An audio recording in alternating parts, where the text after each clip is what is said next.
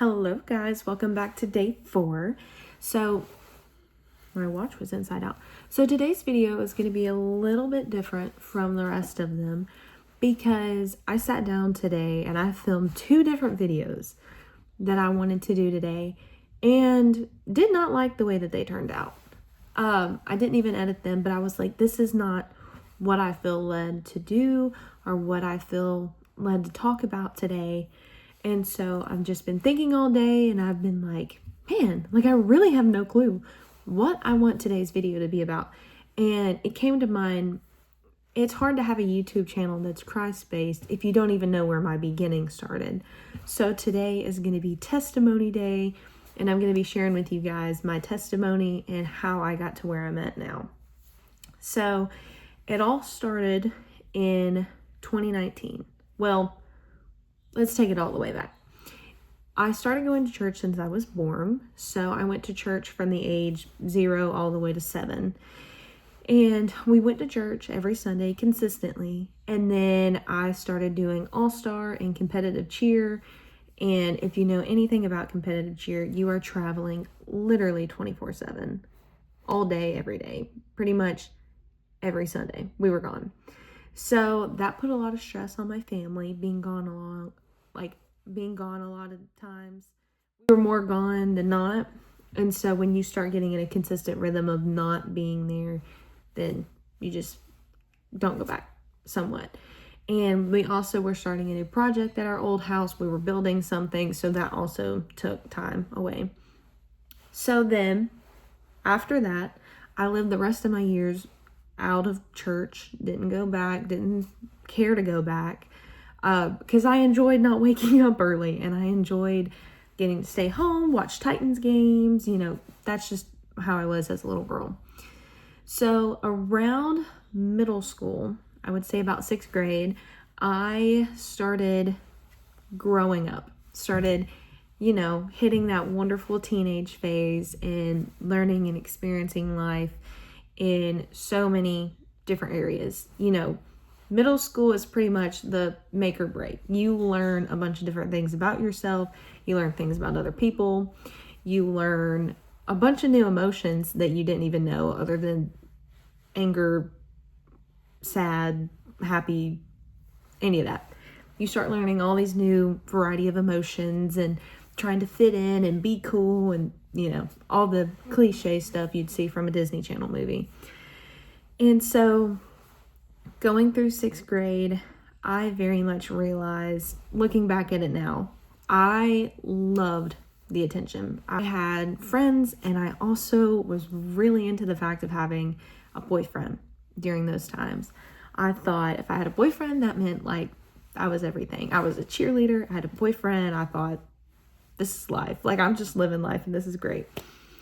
She did not know anything.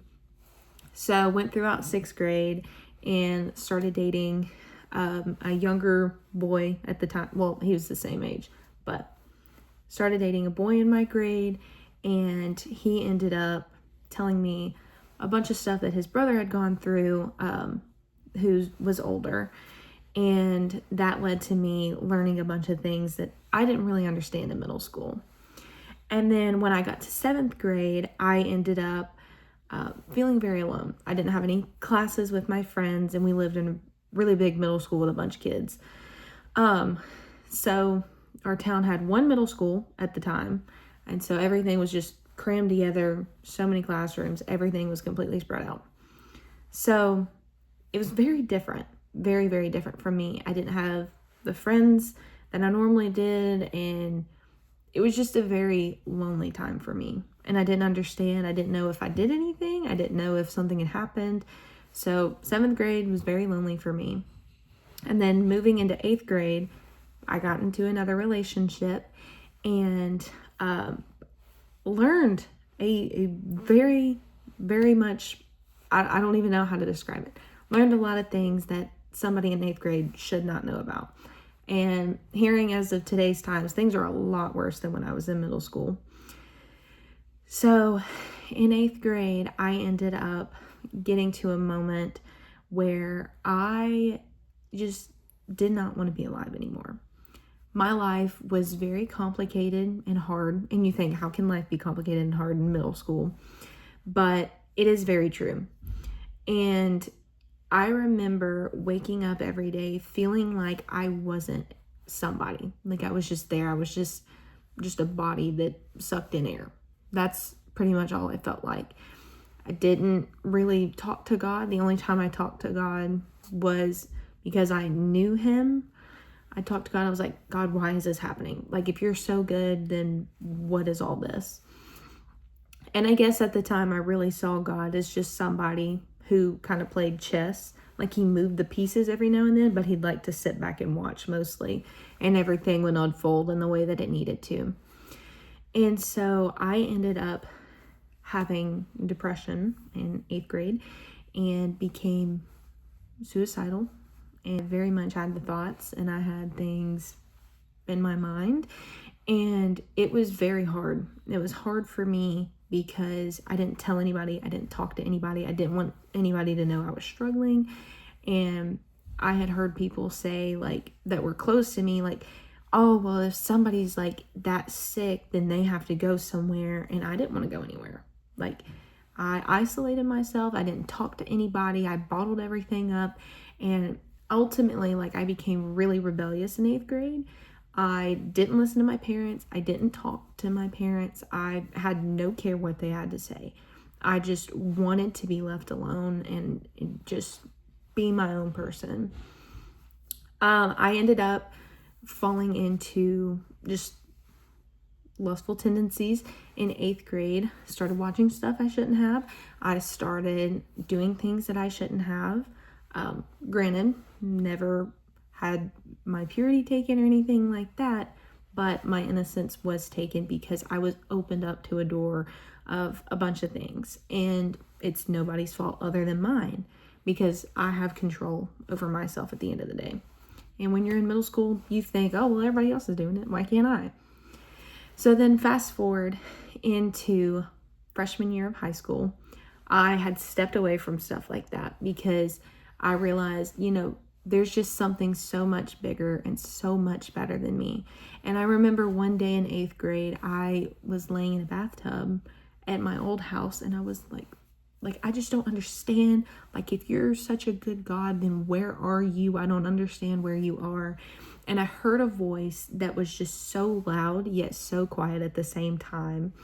And the voice spoke, and it said, if only you knew the purpose and potential you had in your life, then you would understand. You just have to wait.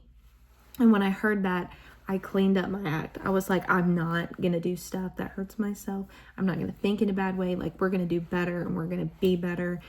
And I had no reason to, other than I felt like I heard that. And knowing now, I know whose voice that was. But then I was like, don't know what that was, but I'm going to listen to it because why not? Like, this is just stupid to go through. So I cleaned all that up. I'm in high school, fresh start, fresh beginning. Let's do this. So I went throughout high school, freshman year, and about December of 2019, I think, I ended up having a conversation with my dad, and somehow we got on to the topic of the end times. And I was terrified. I was like, wait, the world's ending? Like, I know Jesus would come back, but like, he's coming back in my time? He's coming back. When is he coming back? So that really became something that I worried about quite a bit. And so one night I sat down, I looked it up, and the first thing that came to mind was 7 deadly sins. So I looked it up, and I had every one of them. I struggled with every one of them, and I'm like, oh my gosh, I'm going to hell. Like, that was literally my mindset. I was like, I'm going to hell, and there's nothing anybody can do to help me or save me.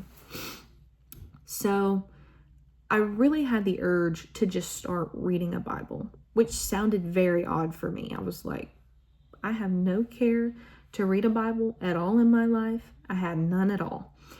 And one day in February of 2020, February of 2020, I downloaded the YouVersion Bible app. I started in Genesis chapter 1, verse 1, King James, read it, completely fell in love with it. I was like, just understanding the concept of where we came from and who we are and how good God is amazing. And I just kept reading. And I remember there would be days that I would read and then class would start. And then as soon as class would get over, I would walk to the next class and then I'd pull my phone out and start reading again, because I was that infatuated with, wow, like there's something so much bigger than me out there. So I went through February just reading the word, and then come March 10th of 2020, we got a phone call saying that school was no longer in session because of COVID-19.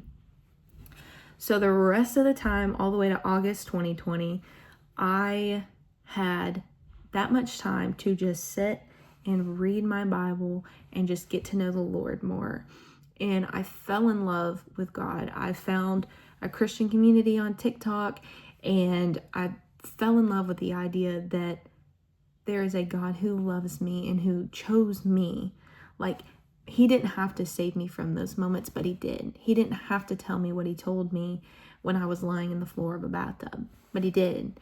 And so in that moment, I was like, this is something that I believe and that I want to pursue. This isn't my parents' faith. This isn't my grandma's faith. This is mine. This is what I believe, and these are what happened. This is what occurred to me. And it was such a genuine and a sweet moment, because 2020 was the year that I literally flourished, as the world was just kind of like chaotic with sickness and being at home and all these things. I got to stay at home and read more about God and just fall in love with who God is, who Jesus is, and just really falling in love and being infatuated with him. And I know I say it over and over, but I just remember, like every Christian will remember that first love that they had with the Lord, because he is our first love. And so I started dating a guy in 2020, and then he took me to a church, which I was in for 5 years. I did a lot of things in that church. I did nursery, I did kids church, I spoke in youth a couple of times, I helped with photography, I was on the prayer team. Like, it really cultivated me and strengthened me to where I'm at today. And then I went to camps, went to conventions and conferences and all of these things, and really just began to go deeper into my word and to open up to the possibility of, God, this is your life, no longer mine. And in that sense, I was like, okay, God, this is no longer my life. What would you want me to do to serve you in my life? And so as time goes on, and it still is for me, as long as I'm breathing, he is unraveling a timeline that I have no clue what's next. And so there have been dreams that have been birthed into my heart. There have been visions that I have seen. And there are a lot of things that I'm going to try not to cry. There are a lot of things that he has done for me. And there are a lot of things that he has shown me. And he has been so merciful to me. And I just cannot imagine serving another God other than the one that has continuously chose to love me through every high and every low. And sorry, I told myself I wouldn't cry, but he's always been there. And with every dream that he's given me, he's always opened the door. Like, I remember he told me that I would go and speak to people, and I have. Last year, I got the opportunity to speak at a wonderful college campus, which never in my mind would I ever think it to happen. And it did. And there are also dreams that I've had in my heart for a while, and YouTube being one of them. And I never thought that I would.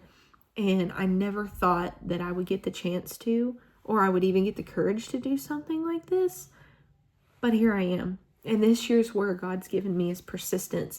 And I know it's only been 4 days. It's been 4 days, because this is day 4 and I've posted a video every day.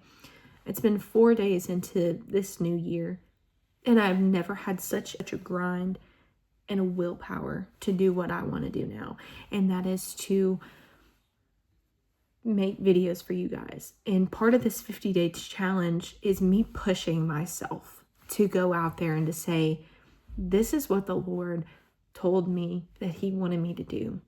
And so I'm going to do it, because at the end of the day, this is what's important to me. And I want to be the messenger of how good God is and how good he's been to me and how faithful he's been to me. And he has placed so many amazing people along my path, my friends, and through my relationships, especially with Hayden. Hayden has been, oh my gosh, I'm going to cry again. Hayden has been probably one of the biggest representations for me of God's love. How he has always been there, and every time that something has gone wrong, he's chosen grace and forgiveness. And in that, I just see God's love, because God continuously loves us, even in our highest moments and on our lowest moments. Overall, that's where I'm at today. Just doing YouTube and this being a part of my journey. I know that each and every day that I wake up, I have breath in my lungs, and that means God's story for me is continuing. So I hope you guys really enjoyed today. I hope you guys learned a little bit about me and about my heart and about my beginnings as a Christian. If you guys have any questions, feel free to reach out. I love you guys. I will see you all tomorrow. Don't forget to like and subscribe, and I will see you tomorrow for day 5. Tomorrow will be officially 5% of the challenge done. So, I'm so excited. Love you all. Bye.